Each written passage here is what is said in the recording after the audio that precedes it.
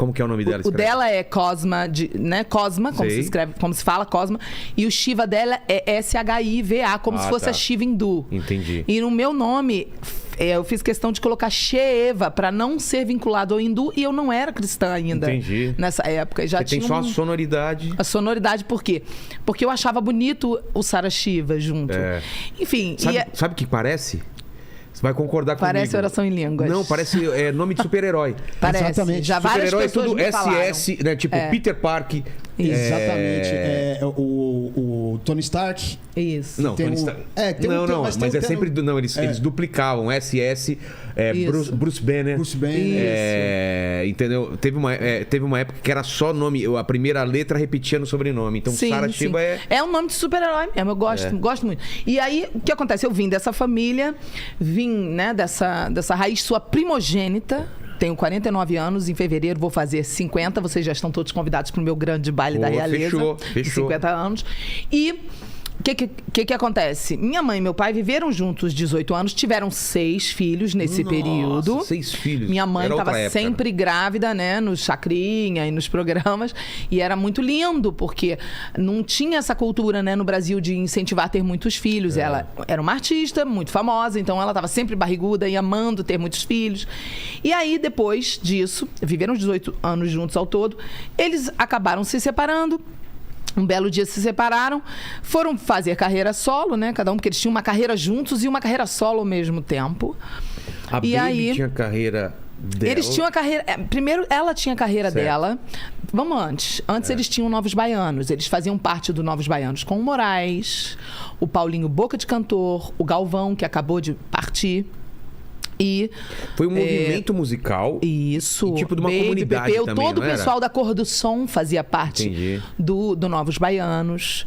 Era uma comunidade, era uma coisa linda ali deles, né? Naquela época, eles se sentiam... 70, né? Isso. Eles se sentiam extremamente oprimidos por todo o movimento. Porque todo aquele movimento daquela época, né, político...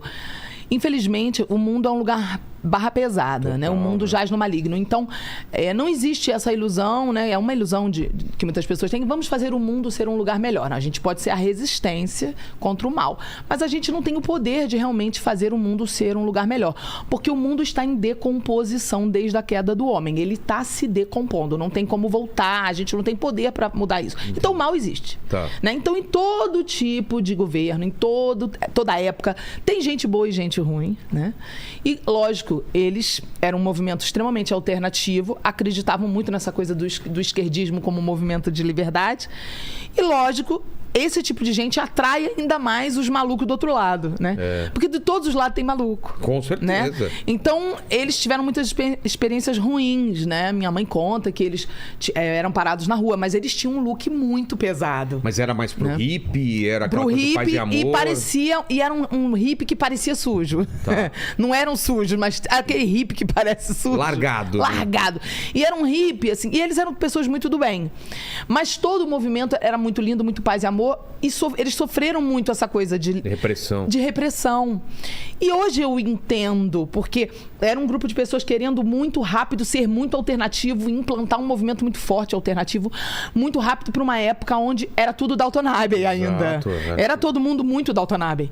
Então, Downton Abbey? Downton Abbey, aquela série que é todo mundo... Aquela série inglesa, você já viu? Downton Abbey. Entendi. Que é tipo, todo mundo muito certinho, muito família tradicional, né? Conservadores. E de repente vem um movimento muito louco. Lógico, querendo quebrar tudo, né? Tenta imaginar minha mãe e meu pai concorrendo no festival dos anos 80 com a música Você Pode Fumar Baseado. Sério? Eles foram... A polícia... Naquela época, nossa! Ali escoltou eles depois. Então, tipo assim... Eu venho dessa família, né? Uma família que era muito diferente. Eles eram muito alternativos e eles acreditavam daquela forma, né? Eles entendiam daquela forma. Eu nasci numa família onde eu nunca fui proibida de nada, nunca fui reprimida. Eu nunca ouvi isso não pode dos meus pais, entendeu? Eu sempre ouvi assim, você vai escolher seu destino, você vai fazer a sua carreira, você vai atrás do sonho. Eu tive sempre muita liberdade. Isso é bom, né?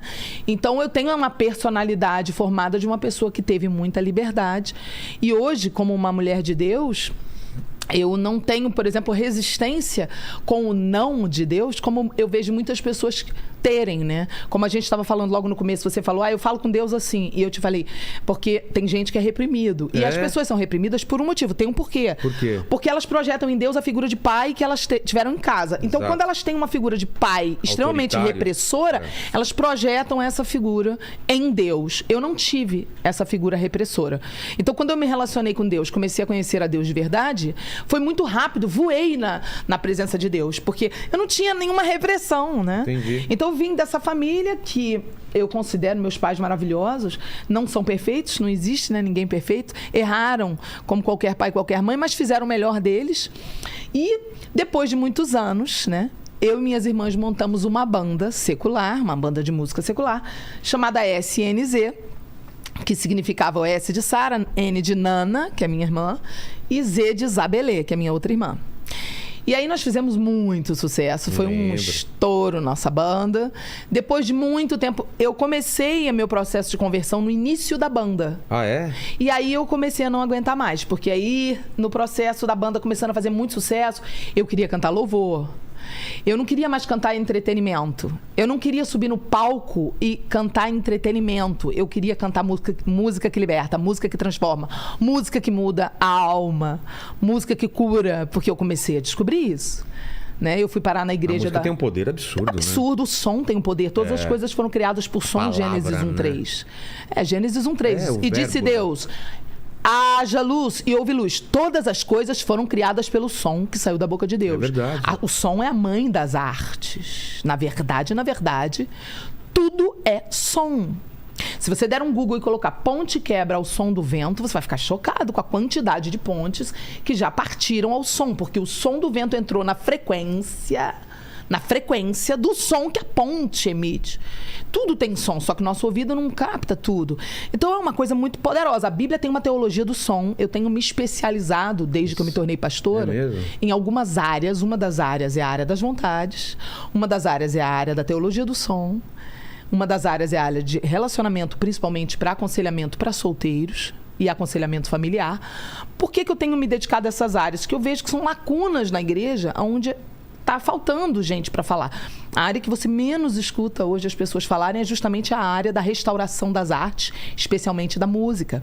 O que mais você vai ver nas igrejas é que se abafa esse assunto porque é muito polêmico, porque mexe com alguns cristãos que querem escutar a música do mundo e querem continuar sendo crente, dizendo que isso não afeta eles. Vai afetar.